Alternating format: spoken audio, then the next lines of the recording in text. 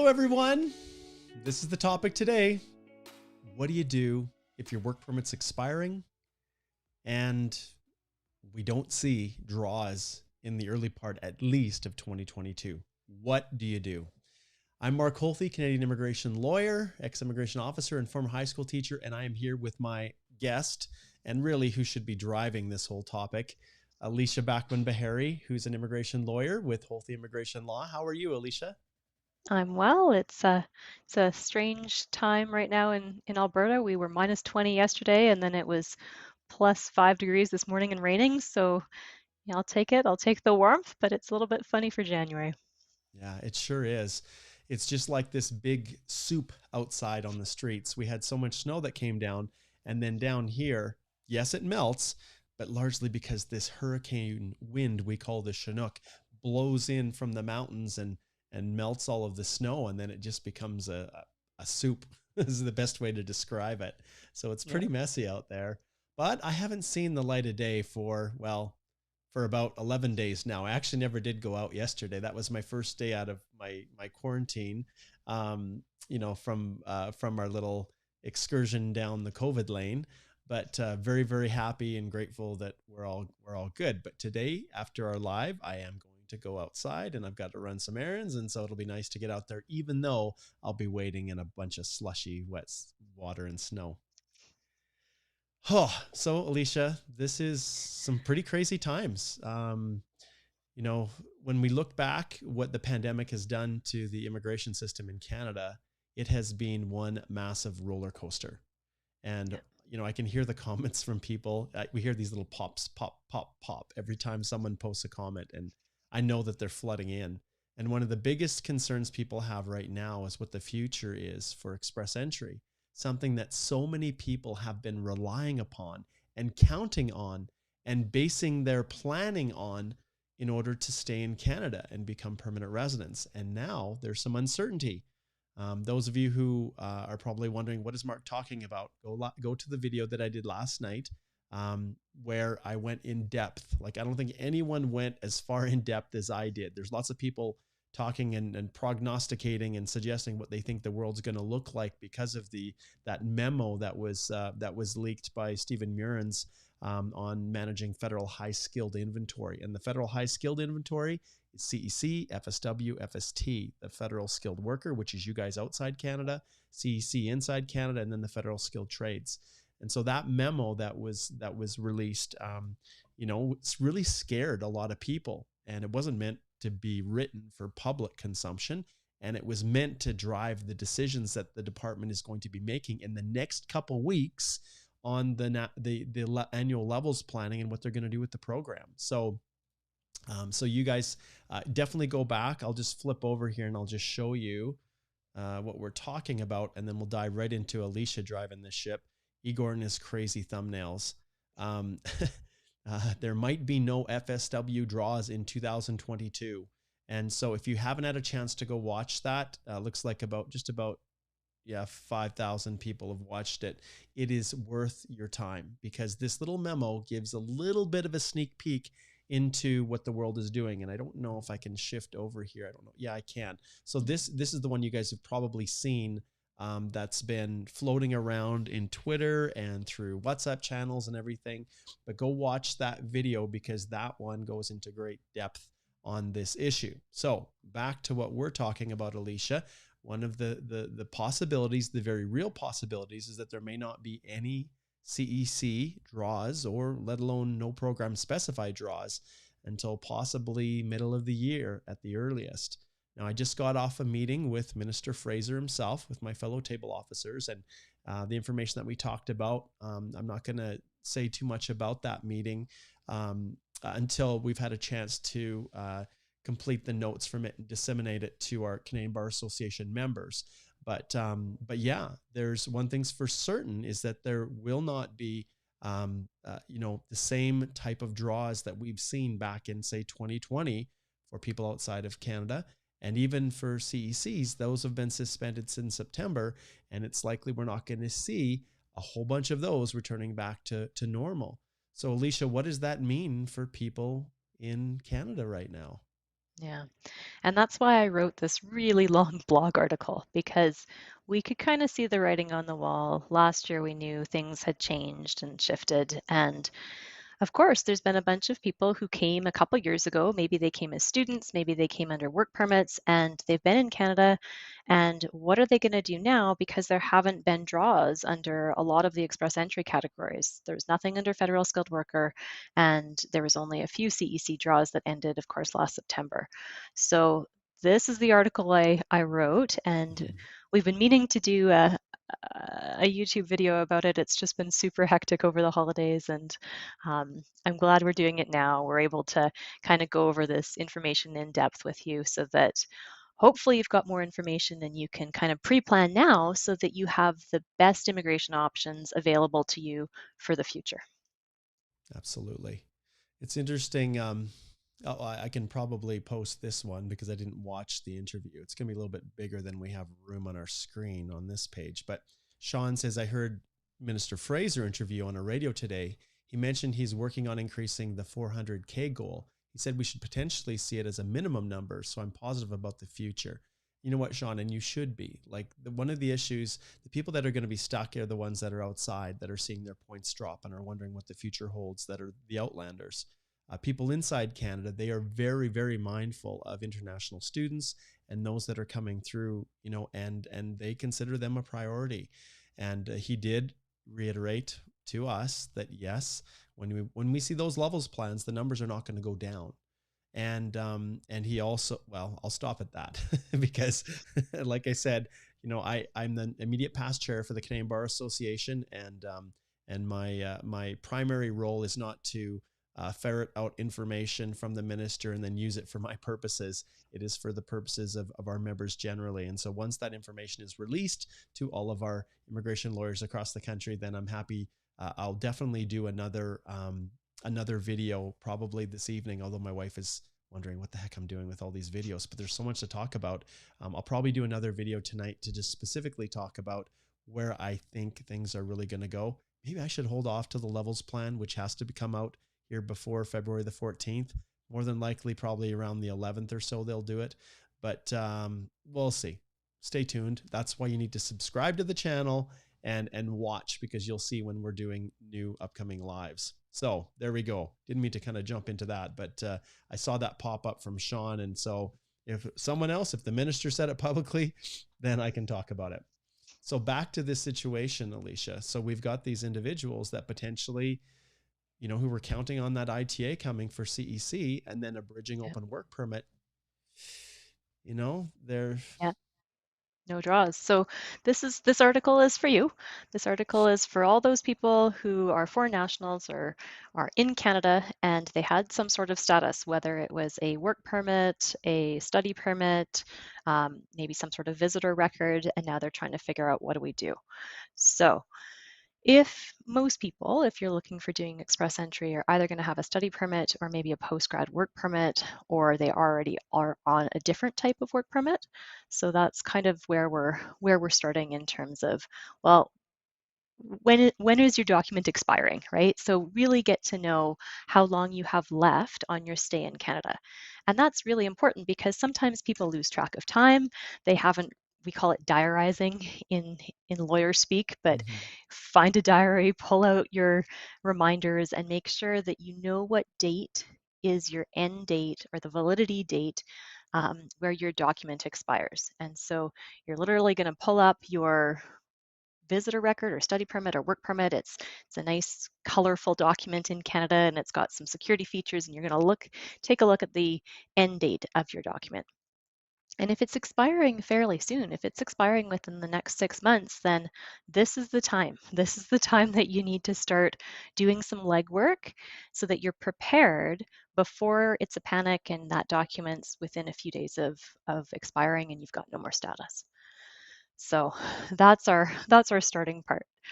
Just make sure if your document's going to expire, you've done this research ahead of time and you're going to try all the things that you can right up front. So the first part is, well, is there something else that's expiring that you might need to get a new document, or make sure that if you have an old document, you go ahead and update it. So if your passport is expiring, so there's two different things here. There's your passport, and then there's that work permit that is usually given to you at the time that you enter from a port of entry. If your passport itself is expiring, let's say it expires in 6 months and you might be eligible for a 1-year work permit, well, guess what? Immigration's only going to give you a new work permit that's tied to the same validity as your passport. And so it's very important that you go and check, when does your passport expire? So, and it's, if you're traveling with family, if you've got you and a spouse and maybe kids, then you also need to check all the expiry dates for your spouse and your kids. Yes. So a lot of people just, they miss this step. They run out of time on their passports. And right now, because of COVID, it's actually quite a pain to get some passports renewed, because there's been slowdowns and some governments are not able to function with the same rapidity, or at the same pace that they normally would have functioned. And so it might take you a number of months to go through the embassy or consulate. If you don't have an embassy or consulate, you might need to get somebody to help you from overseas to get your passport renewed. So it might take you quite a bit longer than you think. So just watch out for passport expiry. And that's a good point too, Alicia, because one of the things that people often get tripped up on is, we don't always have our children's passports aligned with ours as adults. Sometimes our younger children are issued shorter term passports. So when you first come to Canada and you bring your children along, sometimes their documents are only issued to the expiry of their passports. And then we forget that. And then we're in a situation where we're just watching we're only looking at our work permit and we assume everyone else's is expiring at the same time. And then we run into these surprises. So that's a really, Yeah. really good point that, if you are here, you're with your family, make sure that you go and check your kids' documents as well to make sure that they are not expiring before yours is. Yeah. They could already be expired in some cases. So watch for that. Yeah. I'm helping a group of employees right now. And yeah, it was a bit of a panic because it took so long to get their passports extended. And it was literally down to the wire. And we couldn't do the rest of the work permit application until we got the new passports and the new passport numbers and the kids' new passport numbers. And, the parents' work permit was valid to a certain amount of time. But then I looked at the spouse and the kids, and because their passports hit different expiry dates, just like Mark Mm-hmm. said, all of a sudden now, so by tomorrow, we've got to get this application filed, and the deadline is right away. So um, sometimes if you can look at all that ahead of time and just build in a whole bunch of extra time to deal with your consulate and to get new passports, it'll really save you down the line. Yeah, So that's one thing. absolutely. The next is, if you are hoping to do an express entry application and at least have your profile in the pool, then of course you're going to need to look at your express entry education credential assessment. So make sure that you're looking at one of the accredited organizations. Hopefully those ones will still be valid because they're valid for 5 years, which is a longer period of time. But the ones that might be expiring, especially now because people have been sitting in the pool for a while, could be your language test results. So take a look at the day that you took that language test. And if that's going to expire, you might need to take a new language test. And again, there might be delays in terms of finding a testing center and getting that date set and booked ahead of time. So those are things that you can do right now. Take a look if you have French skills. If you've been learning French while you've been in Canada but not living in Quebec, then you might be able to get yourself some extra points if you are able to write the TCF or the TEF exam, which would be fantastic because there were bonus points that were awarded for French language speakers. And hopefully you will be able to get at least some points, or maybe your spouse speaks French and they can get some points to add to your CRS score, or the overall CRS score. So French is a big thing right now. The other thing, and we'll get to this in a bit, is maybe you will be qualified for a Francophone mobility work permit if French is your habitual language and you're able to prove that you normally speak that on a regular basis. So French, if you're a French speaker, there might be some extra options available to you. And that's a good The other, point, Alicia. Yeah, I'll just bring up one other thing too. Like, we get a lot of inquiries from people who read about the Francophone mobility, work permit. that is designed for French speakers who intend to reside outside the province of Quebec to be able to get a wonderful employer specific work permit, but the employer doesn't have to apply for a labor market impact assessment. So very, very popular. But one of the things that they often don't take into consideration that it has to be your habitual language of daily use. So it's the Mhm. language that you communicate with in your daily life. And if you're, say, in India and you've studied really hard and you've got that magical CLB9 equivalent in or CLB7 equivalent in French, that doesn't necessarily mean that you can apply for one of these work permits. And there's a lot of misunderstanding about that. It has to be your language of habitual use, which for you, it's very unlikely you could make that case if you were living in India. Yeah. But maybe if you maybe you found, a partner who speaks French in Canada and you guys have been speaking French on a daily basis and you're doing fantastic in your French language and you can prove that this is how you communicate. I don't know. But you would have to back it up with evidence and you do have to have that TCF exam or the TEF exam as well. So All right. those are things to think about. The other really big thing to think about, and lots of people are turning their attention to this right now, are the provincial nominee programs.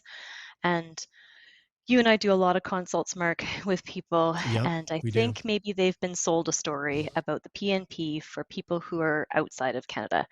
And the really tough reality is that if you have no connection to a province, if you have never studied there, worked there, if you have no family members there, it is really hard to get a um, provincial nomination or an expression of interest for you to apply to a particular province's program unless you've got some connection, or maybe if you have a very specific skill set. So if you have some sort of occupation in demand, it might be possible. So this is where we're going to probably see some movement in the next year, that people are going to be shifting their attention to, well, is it possible for me to qualify for some sort of provincial nominee program? Or maybe look at, is there some way to look at specific occupation in demand streams? So, Yeah. And if we look back at the last few budgets, and I always say to people, follow the money. Follow the money and you will see where the programs are going to go, because the government cannot release a new program unless there's been money allocated in the budget to do it. And a few budgets ago, one of the allocations was to expand the express entry stream to include more occupations occupations in demand, more occupation specific components. Now, remember, the beauty of express entry for the government's purposes is it's easy through ministerial instruction for them to adjust the comprehensive ranking system points to create new categories like the French francophone speaking, the French speaking points that are those bonus points, or points for a sibling, or things like that. So they can very easily say, look, this list of occupations are ones that we feel in Canada generally are ones where we're going to experience shortages. So therefore, we're going to give you 50 extra bonus points, which is entirely possible. And obviously, if there's been money allocated for that in the budget, then there's a very, very strong likelihood that it's going to happen. Very mhm, strong. yeah.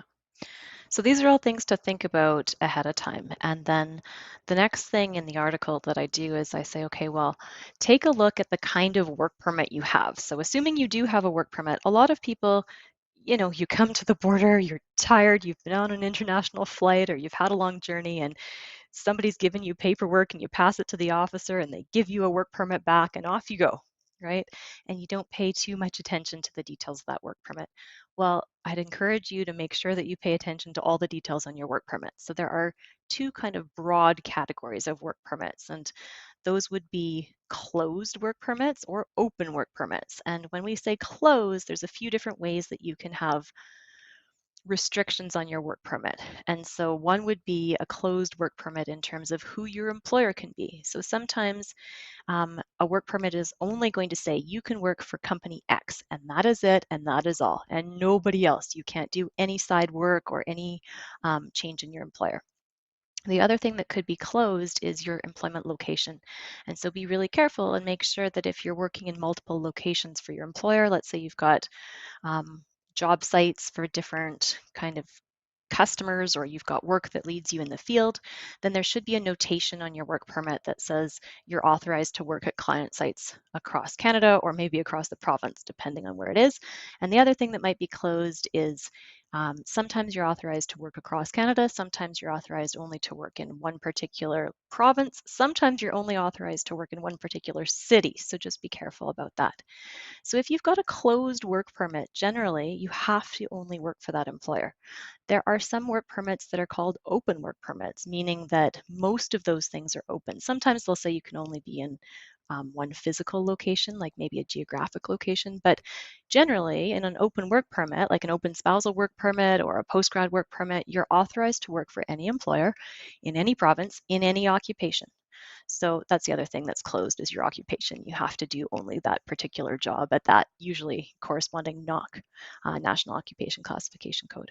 So ideally, people like open work permits because that gives you the most flexibility and the ability to work anywhere for anyone.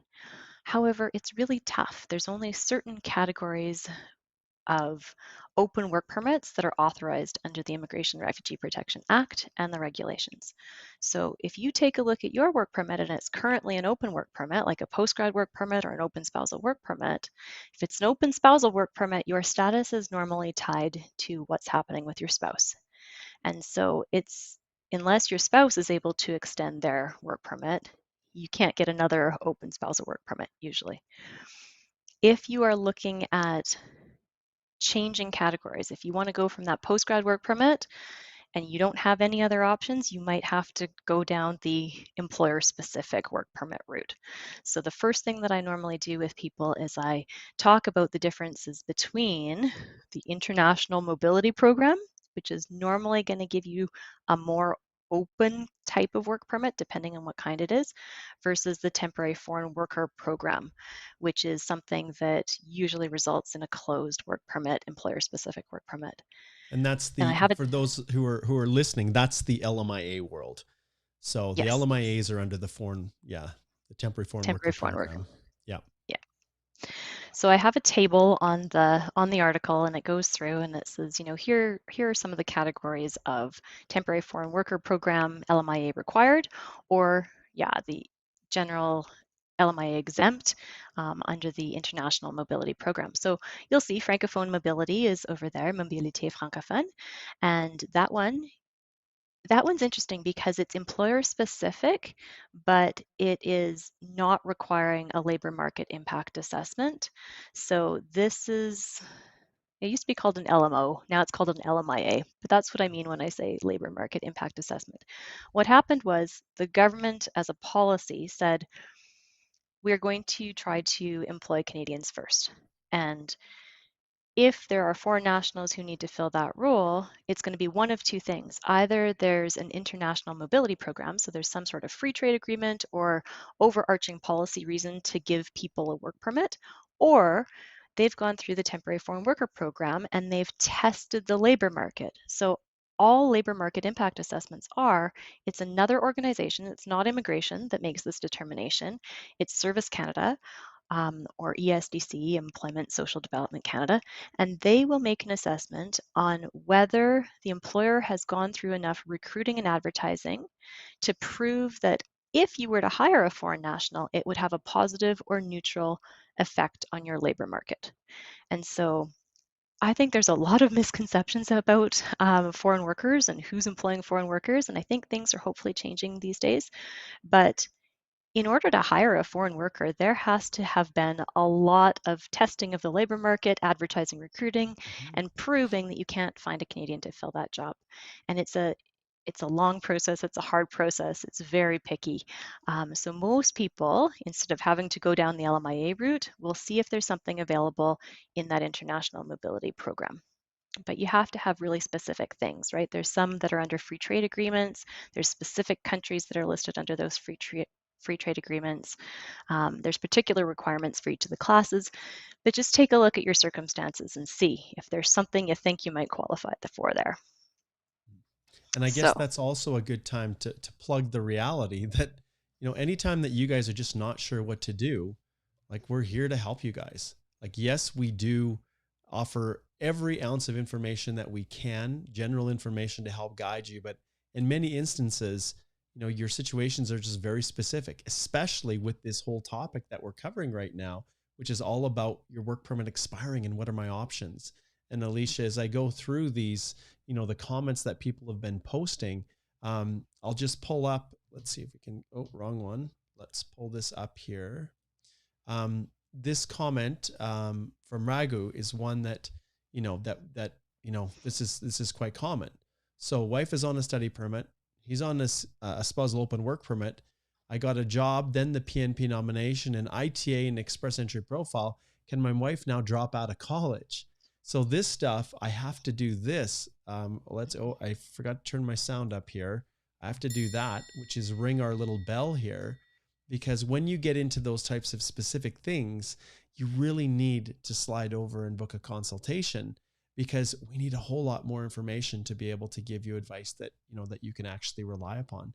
So Raghu, in your situation, there's a whole bunch of things, and we wouldn't even dare offer you advice and telling your spouse to drop out of college without understanding the full picture and where you're at within the process. And so, it may be possible that it's not a big deal, but that's something that we definitely would need to look at in only after we've had a chance to ask a whole lot more questions. And then I have one other one here, Anique, and she says, I'm going to complete my Canadian experience in March. So I'm assuming she's going to hit her 1 year. Then I will be applicable for CEC with 495 CRS scores. What is an update for people like me? Right. And this is the thing that I want you guys, this is why I want you to subscribe to the channel, because the moment I hear anything, I will release it and we'll do news updates and we'll keep you guys apprised. Obviously, March is not long away. And your question you're asking is, will there be a CEC draw? And in the meeting that I had with the minister, I'll be honest, I'm actually hopeful. Notwithstanding that memoranda that seemed pretty, sky is falling. I'm actually very optimistic, because he expressed an unbelievable desire to help and work and facilitate with, international graduates, people that have come, spent money. And he reiterated, like every single minister I talked to, he reiterated the importance of international students and how they are literally the best candidates for successful establishment in our country. And so if you're in that situation, there's other people asking questions about, will they extend, the post-grad work permit? And you know who you are, that, there's a number that have asked this question already. Will they extend that post-grad work permit, that pilot, to allow us to, extend our work permits? And like I said last night, that was a specific thing that I brought to the attention of the minister. And I asked him about that. And so everything is on the table, and, his response was very telling for me. So when you're in this kind of a situation, Alicia and I, as things unfold, we will release information to you the moment that we get it. We do not sit and say, well, book a consult and we'll tell you. That's not how we operate. We're here to help and to serve you guys. But at the end of the day, when it comes to the specifics on what should I do, every single time I will direct you back to book a consult with us. And you can go here and you can book it literally at any time. Alicia, and we've got Chanel, and we have Susan here. And then me is tucked on at the end, just because I'm the least one that you want to book a consult with. These other lawyers are way smarter than me. But keep that in mind when you're asking these questions, because we just can't drill down into the specifics, at least when it's how should you handle your situation going forward, other than share the intel that we have. Yeah, and it's not just because we want money. It is because we are professionals and we have an ethical obligation to not provide immigration advice unless we understand the full story. And so we just have to be able to confirm your identity and get the whole story in order to give you proper legal advice. And that's something that's required of us from the Law Society. We are allowed to give you legal information as much as we want, but we can't give specific particular advice unless we have enough information to provide a proper opinion. So that's why. I'll pull up one more thing before we transitioned into more specifics. So this is really who we've done this video for. So Gupta here, Sanjini says, I've been waiting for this session. My CRS is 470. So Sanjini, it's not bad. And in a CC world, if they were to do a bunch of draws, that would Mhm. probably be high enough in the range. But you've indicated your permit has expired and you have taken the steps, which this is something that we as lawyers, we can't advise people to do unless there is an actual foundation for doing it. But it looks like you've taken steps. Someone has told you that, hey, if you just apply to extend your work permit, that you will be able to remain in what they now call maintain status. But we as lawyers have ethical obligations. And, unless there is an actual work permit program or category we feel our clients are eligible for, we don't advise people, or we, as far as I'm concerned, or ethically, we're prevented from advising people to just file a frivolous work permit extension application just to keep working. And so it's multifaceted. And as Alicia will get into more details, trying to work with your employer, if you're currently working, trying to, explore, like Alicia already pointed out, all the various different kinds of work permits that might be available. Those are those are the steps that you do to try to buy time, to try to stretch things out until the time when they reinitiate the issuance of those draws. Yeah. Yeah. So, and this is something where it is possible sometimes for your employer to be able to, and it's always interesting. Some employers are big, huge companies and they already have their internal kind of immigration lawyer and they have a whole process set up for this. They do it all the time. They know how to do it. There are lots of employers out there who are under the mistaken belief that an LMIA is easy and they'll just do it themselves. And they probably advertise and get refused and advertise and get refused and go through this multiple times before they finally come and talk to a lawyer. And then we have to pick up all the pieces and start again. So And if you your have, work permit has expired by that time. That's yeah, usually what we see, or days within expiring. yeah. And so what I often tell people is if you're in the situation and it's possible that your employer is going to go through that labor market impact assessment process, have your employer book a consult with us because hopefully they will pay for that consult fee and they will get advice directly from an immigration lawyer and we can give them the straight goods on how it works and what's required and how long it's going to take because it takes time, it takes a lot of effort, and it's a lot of attention to detail. But it's possible for a lot of employers. You bet. So And one of the courses that we have on the Canadian Immigration Institute is the LMIA course for high wage positions, which is often all of you. And so this is a complete step-by-step course that's designed to walk you through, and really the employer through the LMIA process, avoiding all of those pitfalls that we see often too late. So consider, if your employer's looking at this and they're like, well, money's tight, and you say, look, you can purchase this course and it will give you a high level overview of exactly how you do things. And then at least they've got a good foundation to work from, because it is so volatile, that LMIA process. yeah, yeah. So if you're going through that LMIA process, then just keep in mind that it is a long time usually, unless you're doing specific agricultural work or something with faster processing or seasonal work. Most of the time, it's going to be a long processing time of advertising and recruiting. Usually, it's 4 weeks continuous advertising and recruiting. It has to be so specific, I can hardly even describe it in Yeah. probably less than half an hour, but very specific methodology for how you advertise, where you advertise, for how long you advertise. Every single little detail on that ad has to be perfect, or the ads, multiple ads. So that all has to go for at least 4 weeks continuously. Then the employer, so the LMIA is an employer-based application. If you guys are finding employers who are saying, oh, you do all of that, you employee, you're responsible for doing all the advertising and recruiting and managing this process, and then you have to pay the application fee to ESDC for $1,000 for the position. That is not allowed. That is not how it's supposed to work. It is the employer's responsibility to do this application. It's their employer certifications that they are signing off on and that they have to submit to the government. So just make sure that your employer is pulling their weight and doing what they need to do, because an LMIA is an employer's application.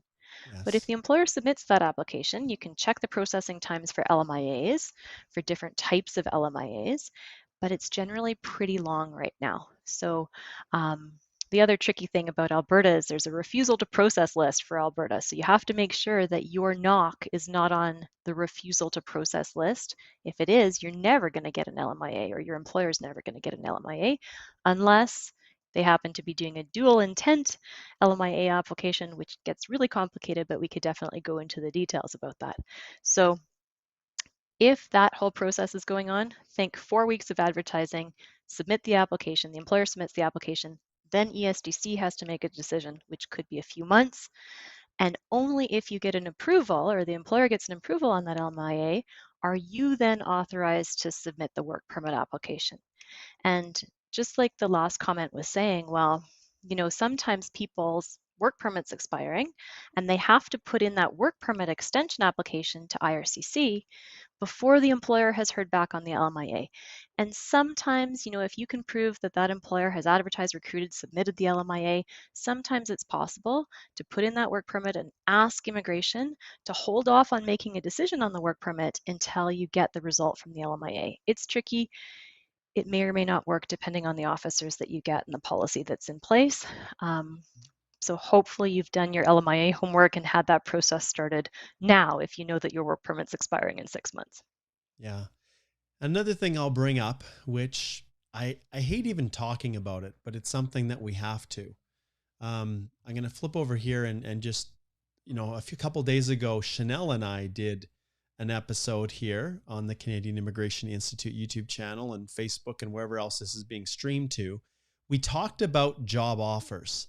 And one of the big challenges that I see coming is that you're not all working for great employers. I know that sometimes you're kind of connected to some employers that are more than happy to exploit you. And when there is such a horrible demand for an LMIA to be able to stay, and that's one of the things obviously Alicia's been drilling down to, go to your employer, see if they can apply and secure a labor market impact assessment for you, and then transition to the work permit. Well, there's a lot of scams out there that talk, basically say, hey, pay us $30,000 and we'll be willing to go forward with an LMIA. And your agent, they'll get 20,000 cut. We'll take 20,000. And we'll go forward because it's really hard to do the LMIA. It's a big hassle and we don't want to do it. But if you pay us, we'll do it. Well, you can see here, Chanel and I, we talked about this at length, and she had some personal experience with this. And Chanel was a recruiter, like she worked for a professional headhunting company. That's what she did. So this is right in her wheelhouse. And Chanel's one of the other lawyers at Holthe Immigration Law. And so Chanel and I here, we did that live stream, and you can go and watch this one as well. That was just a day, basically 2 days ago, I guess. We did it on Tuesday. Or maybe it was yesterday. It's all a blur. No, it was 2 days. It was on Tuesday. Anyways, but that you definitely want to watch it because I'm seeing a lot of questions with people saying, hey, I think I have a job offer.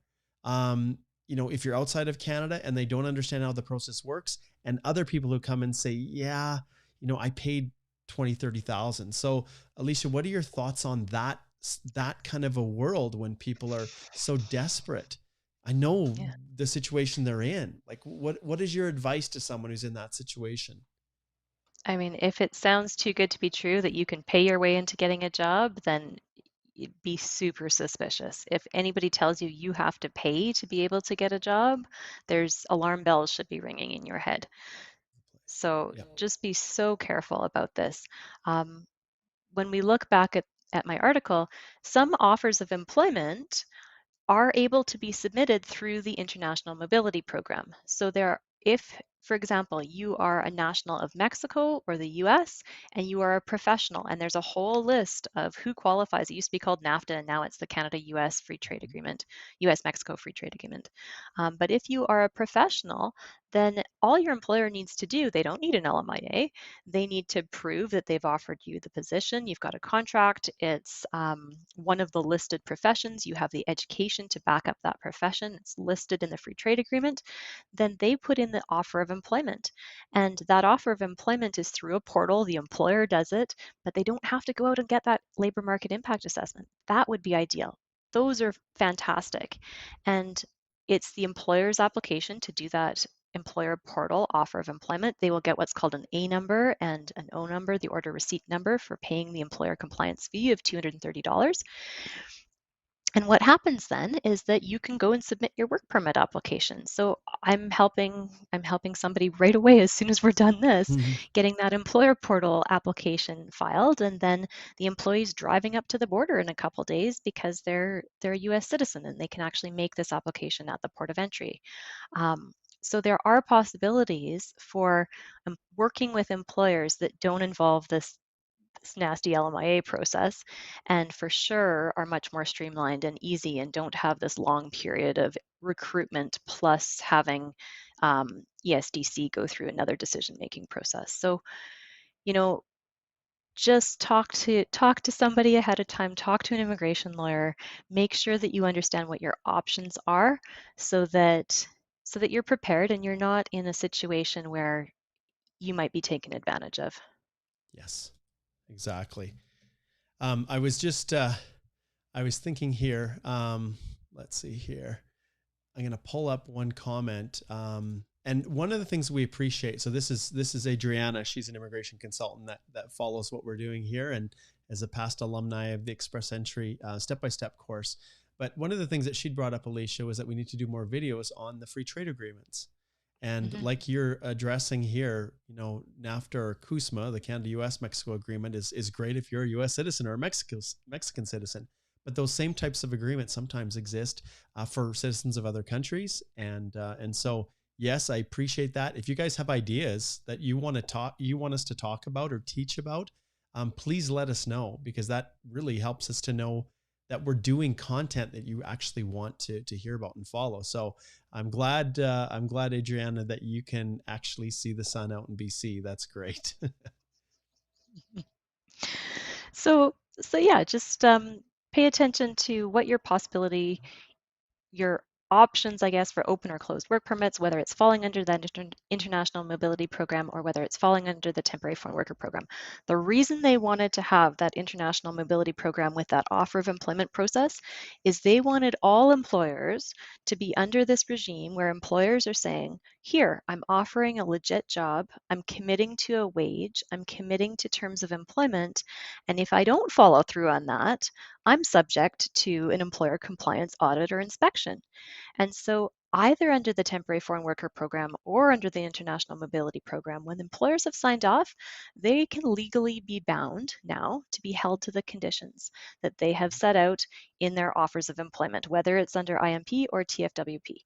And there are inspections, right? Officers are coming in and they're checking and they're making sure that employers are providing proper payroll receipts and they're not making, mysterious deductions from wages and salaries and things like that.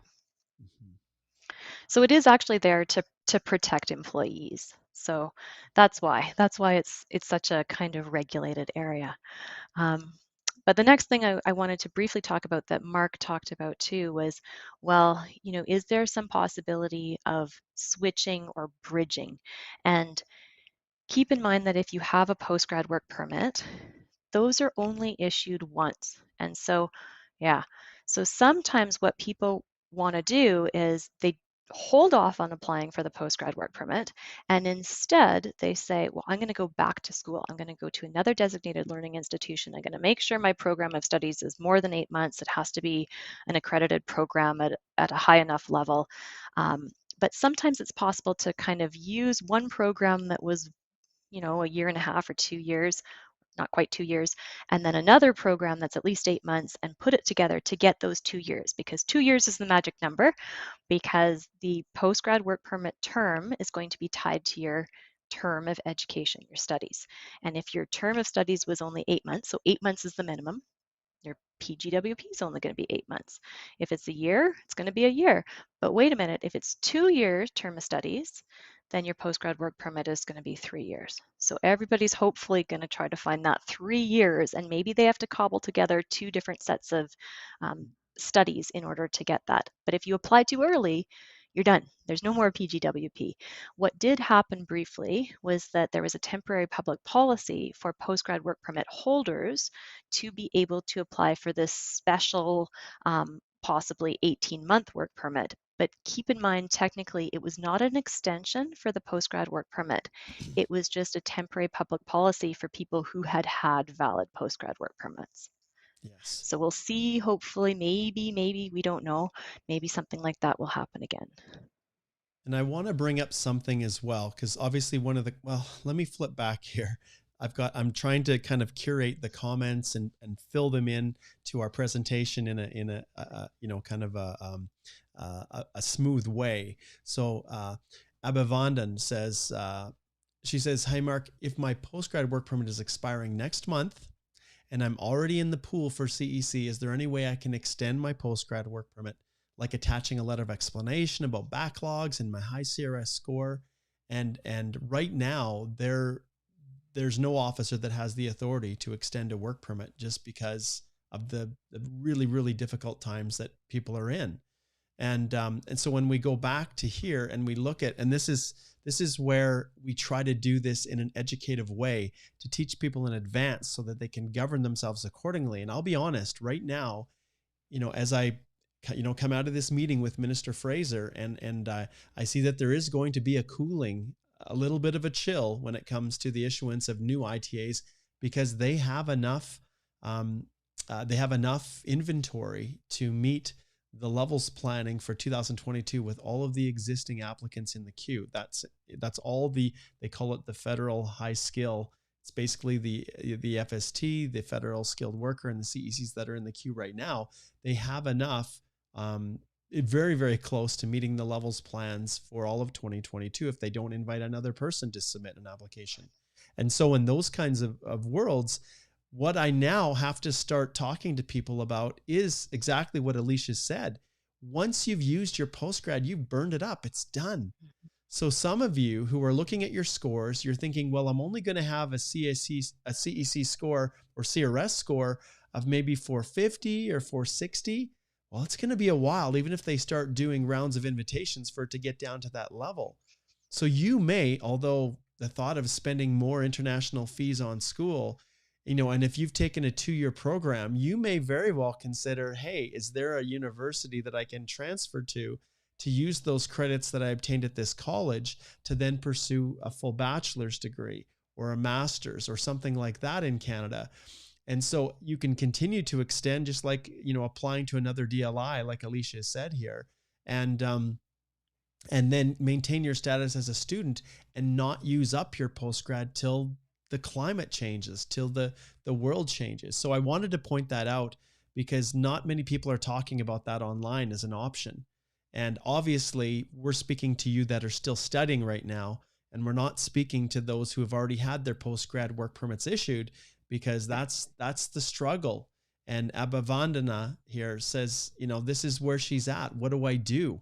So let's keep talking, Alicia, and see if some of the other thoughts that we bring up here can at least give her a little bit of understanding of the world that she's in, and so many other people are. Yeah. So there is one little tiny glimmer of hope for only certain people who had a passport that expired. And let's say you did 2 years of studies, you put in your postgrad work permit application, you were eligible for 3, but because your passport expired, let's say in year 2, they only gave you 2 years. And some people don't realize you can actually go back and recapture that last year as long as you were initially eligible for it.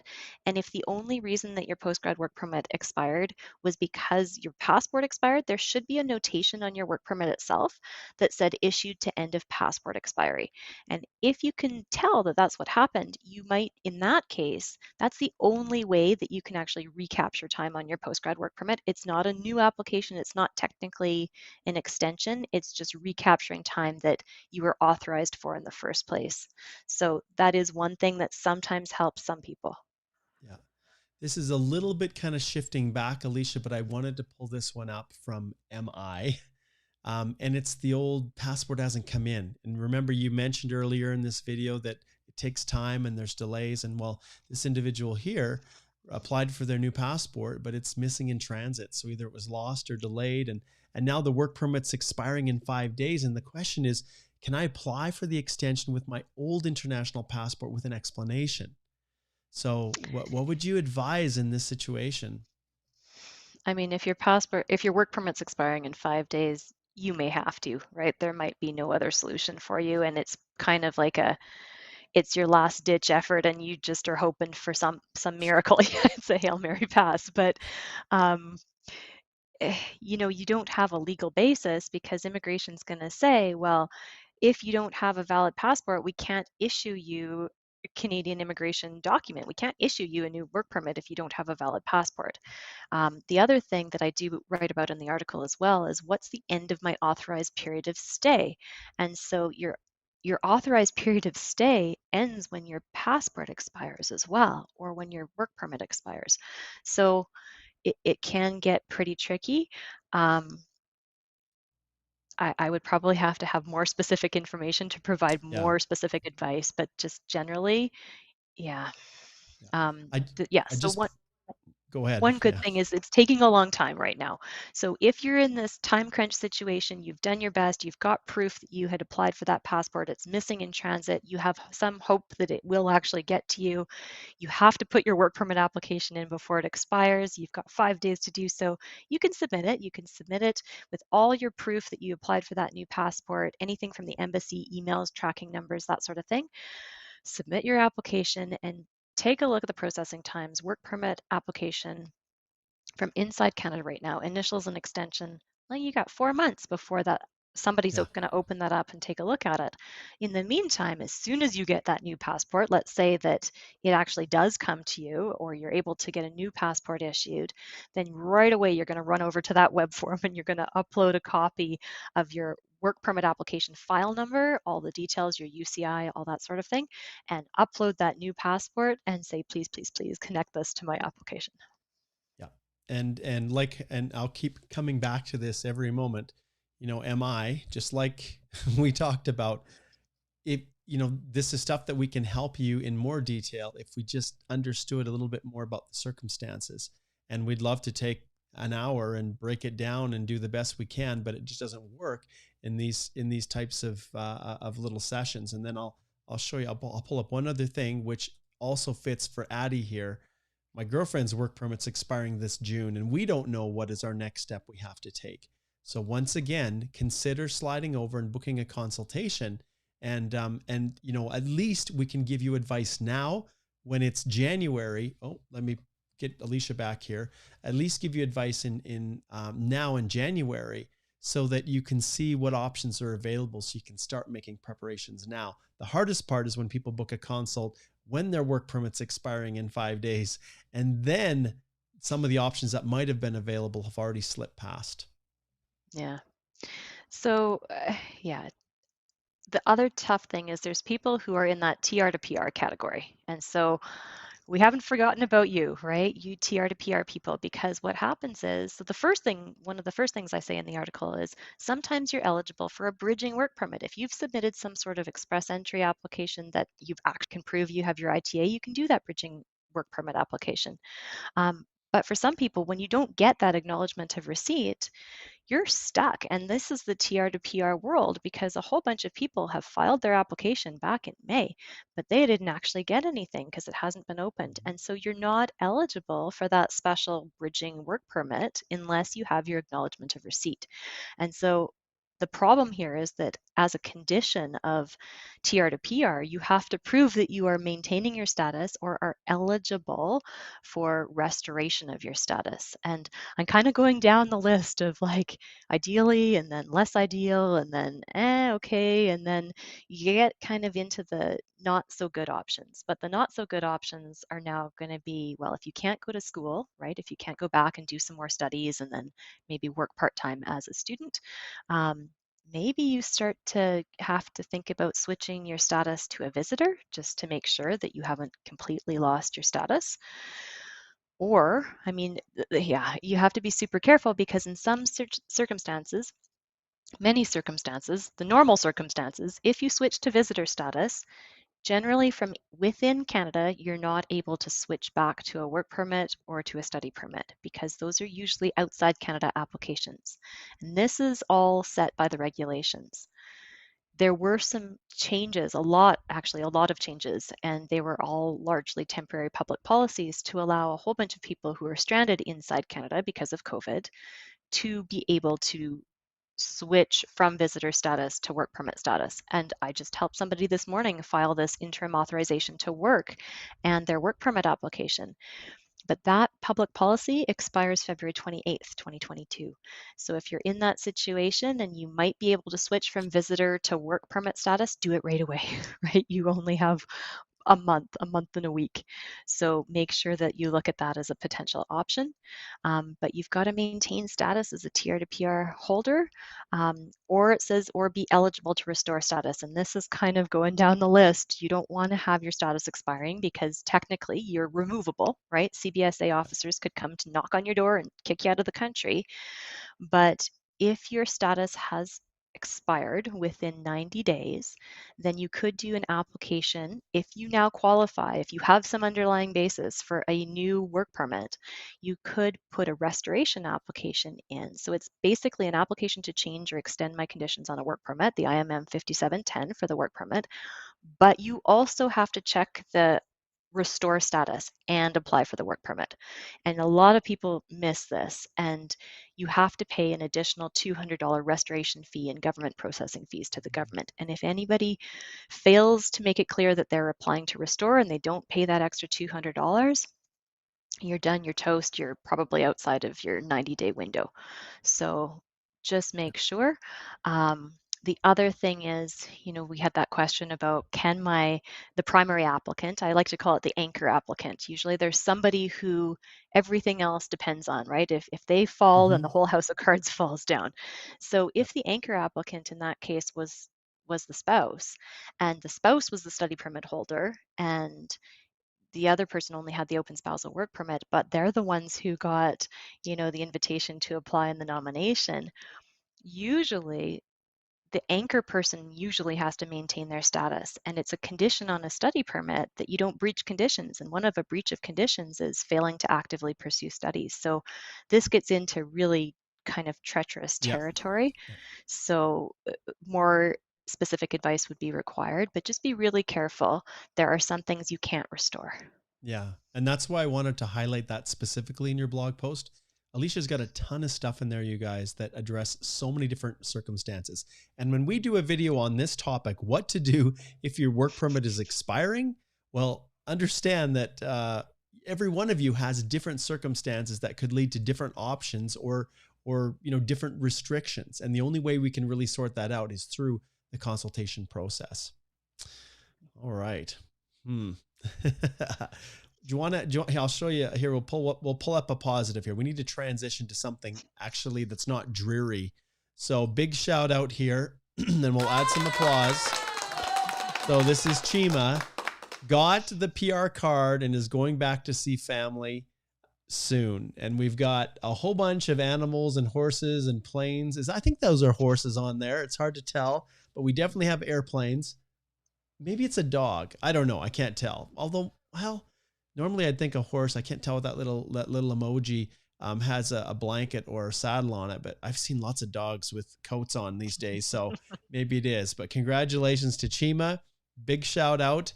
There is positive things that are going on. There really, really is. Okay. We'll jump to one question here. Back to the viewers. So Ganesh says, can I apply for a Spuzzle open work permit through my spouse's study permit while my post-grad work permit is about to expire to continue working? That's a great question, actually. Yeah. And this is something that I kind of talk with spouses about because there are maybe some creative solutions sometimes. So sometimes what'll happen is, let's say the wife comes and she gets a study permit and the husband has the open spousal work permit. Well, sometimes then the husband can get accepted into a designated learning institution. They become the primary study permit holder, and then the wife can actually get an open spousal work permit. So you might be able to kind of get double time if you can flip the roles. You still have to prove your temporary intent to immigration, that you have ties to your home country, and they still have to buy that you guys are still here as temporary residents. Yeah. And if you're not here alone, then, especially within our consults, we canvass every option possible. And too often we find that representatives get fixated with the principal applicant and they forget to look at the accompanying spouse, because there may be some option that's available that allows, as Alicia's indicated, the ability to flip who's the primary and who's now driving the ship, at least to maintain status for everybody. So that's a really, really great question, Ganesh. Thank you for asking that one. Yeah. So it's a lot of information. Take a look at the article. There's a lot of links. There's a lot of links to the legislation. There's a lot of links to the interpretive provisions that immigration gives to the officers to consider when they're looking at assessing these things. Hopefully it's there to help a lot of you that are in this situation and you're trying to figure out what to do. So I hope it's a resource for all of you. Yes. And Alicia, there is one option that we haven't quite talked about yet, which we probably should, which nobody really wants to hear, but we should. And it's this one, right? Yeah. Yes, and this is the last. This is the last option for a lot of people. But sometimes, it might be the best option because you don't want to be in a situation where you're now an overstay, right? Where you've breached the conditions because you've passed your restoration period. There's no other temporary policy available to you, and you're just staying illegally. And I can never advise, Mark can never advise, no lawyer can ever advise you to remain illegally. But if that has happened to you, or if it's going to happen to you, then your best option might be to return home before that happens, because once you've stayed without authorization, you need to declare that on all of your future applications. And, it could be a ground for you not getting your application for permanent residence ever accepted if you remained without authorization, or if you lied about remaining without authorization for misrep. So sometimes the option is to go home. Let's say you have your study permit, you got your post-grad work permit, you've completed your 2 years of Canadian experience, you've got your application sitting there in the profile. It's likely that you're going to get a PNP nomination. Maybe you do get a PNP nomination, but in the meantime, your work permit is expiring, and maybe there's no other way to transition to anything else. Maybe your best option is to go home, and then it's likely that you're going to be able to come back. So it really depends on your situation, but as a lawyer, we can never recommend that you breach your status. You've got to maintain status. Yeah. All right. Well, let's finish off. We've got a few other kind of miscellaneous questions here that we'll kind of wrap up with. This has been a great live session with Alicia, and unlike many channels on YouTube, our videos are not short. We know that. But how else can we explain and teach? It takes time versus just throwing out some headline. So we hope that you guys value this. We hope that you share these videos with with people in your networks and share the links all across, in addition to subscribing to the channel. The more subscribers, the more Google and YouTube pays attention to what we're doing, and our message can get out to the masses. All right, let's jump into a few rapid fire questions here. So Raghu says, if I apply for a bridging open work permit after submitting my PR application, will it create any problems in my PR application? And on what status my wife will be on? Thanks in advance. I think TIA. So I do go through and I provide links to who's eligible for a bridging open work permit. Only certain types of applications are eligible for that bridging open work permit, and there are different parameters around each of them. But usually immigration's created those bridging open work permits because they know somebody has submitted a PR application, have their acknowledgement of receipt, or have kind of passed the completeness check sometimes, and they know that they're applying for PR. Technically, when you're doing any sort of work permit, it is a temporary application. You've got to prove that temporary intent. So maybe there's some sort of interaction. You might have to talk about dual intent, the fact that you are able to legitimately say, I will leave at the end of my authorized period of stay, and at the same time, I've pursued my PR options because I was legally entitled to do so. So take a look at Section 22 of the Act and dual intent. It's unclear whether the wife is in Canada or not in Canada, or what her status is. So we'll let would that need more one pass, information. Alicia. I'm not quite sure what we're getting at with that one. Okay, next question. I have an open work permit this November. I'm assuming November of 2022. Yes, I keep forgetting. We are in 2022. Yes. I will complete 1 year Canadian work experience and can apply for CEC. If I have a job offer until December 2023 with the same employer, can I get CRS points if I get an LMIA for my job offer? And we've talked about this before, and there's the specific directions on who can get those arranged employment points. It's on the website when you look for under Express Entry.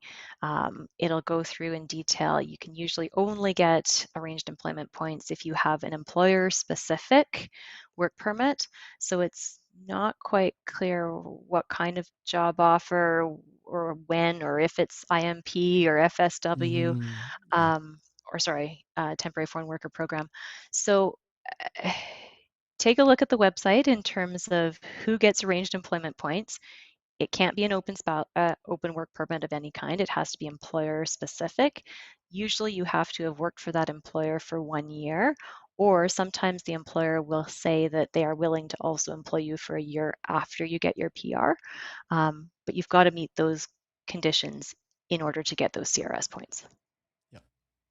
And then Adriana says that she's working hard to learn the international credential accreditation process for lots of occupations, and she also identifies something that's really kind of near and dear to us, which is the challenges for lawyers. And Chanel can speak to that. She had to go through it from a Commonwealth country to get her accreditation, and Igor is heading back to University of Calgary to go through some intensive courses to be able to practice as a lawyer in Canada as well. So good luck with that, Adriana. It's going to be interesting to see what you discover and what you learn. So thanks for connecting.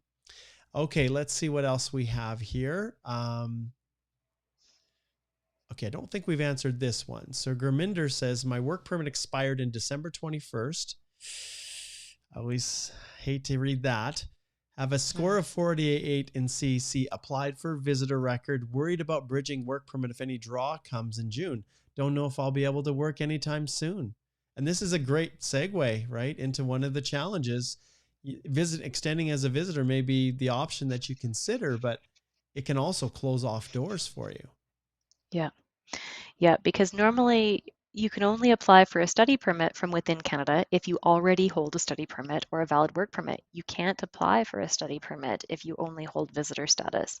And usually you can't apply for a work permit if you only hold visitor status, unless there's some public policy that says otherwise. But it might be that if you're locked into a visitor record, it might be that you might be stuck with a visitor record and writing that out, or applying from outside Canada and then re-entering to be issued a work permit. Yeah, it's a real tough situation. And it's that's why in Alicia's blog, it's like near the end of the list, and not far behind it is considering to actually leave Canada. So remember, even when you're on a visitor status, you have to show that you're not breaching any of those conditions, which is you can't work. You can't, Right. take a little side job and get a little cash, or, help your friend out and he pays you a little cash to help renovate his house or something. All of those things can get you into trouble. And once you've got that breach, then it can cause ripple effects all the way through. And then we see people coming to us saying, do I need to disclose this? Well, then that's misrepresentation. So you can see how it just compounds. And I don't know about you, Alicia, but I don't have money to be able to just hang out in another country for months on end, waiting for a permanent resident application to be processed without having some other form of income to support me, no matter how much my family in that country or the friends love me and are willing to put me up. And if you do have to go down to the border, if that's the option, and you ultimately get an LMIA, let's say an employer says, hey, we'll get a work permit for you, and the only option is to leave the country to get that permit, and you decide to go down to the border to do it. Oh my goodness, those officers are all over that. Like, they will look for every way possible to say, oh, you were here for 4 or 5 months without a work permit. You must have been working illegally. Give me your phone. Let me search it. And then, oh, what is this about you coming into work tomorrow?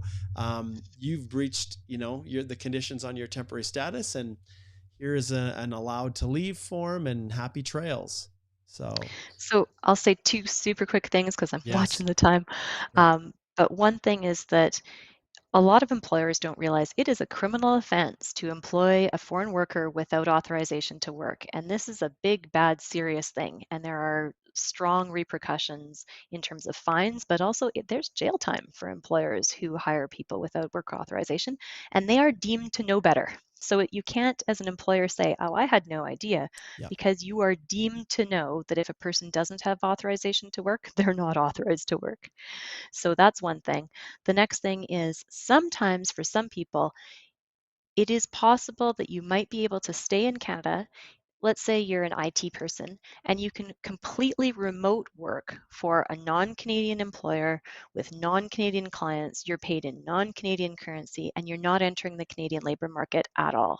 So sometimes it might be possible for you to kind of stay physically in Canada, but be super, super careful. Make sure that you talk with somebody, check with your accountants and your tax laws and everything else, and an immigration lawyer to make sure that you are not working in Yes. Canada, because the definition of work is very broad. Yeah, exactly. This is one that I've never had asked before, Alicia, and maybe we'll finish with this one. Can we have 2 bridging open work permit applications? If I have 2 applications, which so many people do, TR to PR and CEC, and people have both and they're just waiting for one to win, can I have 2 bridging open work permit applications? Maybe I can answer this one, Alicia. Kanav, if you've got 2 PR applications in the queue, you can extend into your existing bridging open work permit with whichever one you started with. So as far as having 2 that you use either for supporting the bridge, immigration doesn't care. If you meet the eligibility requirements to apply for that bridging open work permit, you have that valid work permit, or you otherwise meet the conditions. It doesn't matter if you're using, if you have an acknowledgement of receipt for your TR to PR and you go down that route, or whether you use the CEC and the traditional bridging open work permit. It doesn't matter, but you're not going to apply for 2 and hold 2 at the same time. Immigration would wonder what the heck you're doing. So, Alicia, anything else to add on that? No, I think that's right. Like, choose which one comes in sooner. Yeah, it's good if you've got options. Excellent. All right. Okay, well, I think that covers off everybody. Gopinath, I didn't see a question from you, so thanks for the donation to the cause. If you do, just post it below. Otherwise, I want to thank everybody for tuning in, especially Alicia. And I wish you guys could fully appreciate how much time that she spent putting this together. And, and it's interesting because this is something that we were alerted to early on last fall. And Alicia worked a long time to put this blog post together. We released it December the 15th before the Christmas break so that you guys would have time to kind of look through things, sort it out. But all I can say is one of the best things that you can do is to reach out and book a consult with us and let us actually give you advice that you can rely on, versus speculation versus generalities, which is really the extent to which we can do all of this here. So thank you everybody for tuning in. Thanks for your support. Alicia, thank you. And we will give shout outs to everybody and have a wonderful, wonderful afternoon. Take care. Enjoy some fresh air, Mark. Well, that's a little loud, but hey, we're ending in style here. Actually, that's one thing I do want to point out to everybody is this fine music that I have now. I no longer have to be afraid of whether or not YouTube is going to block my live streams because of this wonderful Harris Heller and his Twitch for Twitch and YouTube streamers called Stream Beats. And anything you want, royalty, well, they call it royalty free, but this is what's available. So go check it out, you guys. Big shout out to Mr. Heller there. Okay. Take care, guys. See you.